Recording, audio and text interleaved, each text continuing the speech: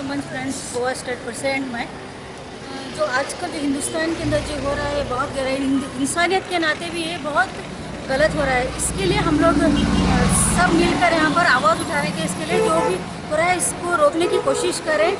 और हुकूमत से हम ये भी चाहते हैं कि जो कुछ भी हो रहा है इसके ऊपर ऑक्शन ले जल्द से जल्द। कितलेच लोकांक सोपयले जे आवाज काडटाले हिंदुत्वा किंवा इनजस्टिसी बद्दल किंवा मानसीक हक्कां बद्दल, म्हाका दिसता आमचो देश टेरोरिजम वता काय कितें। म्हाका जाय जस्टीस जाय जो बायल जर्नलिस्ट जिका तांणी गोळी घालून मारले तांकां कोण सेफ आसा भारताक हें म्हाका कळपाक जाय।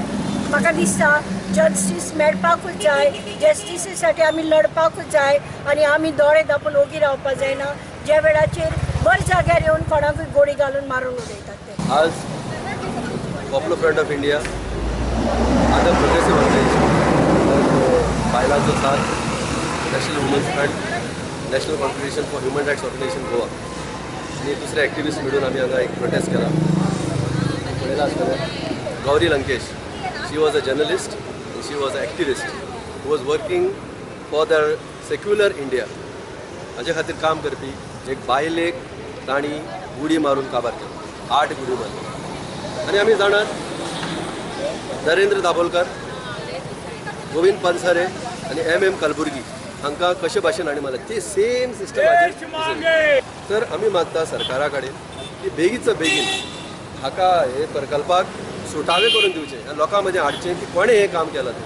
कित्याक आज पासून हे 3 जाण आनी हे 4थे आता इतले जाणां, पूण आज पासून कोण तो कल्पीट अजून मेळूंक ना।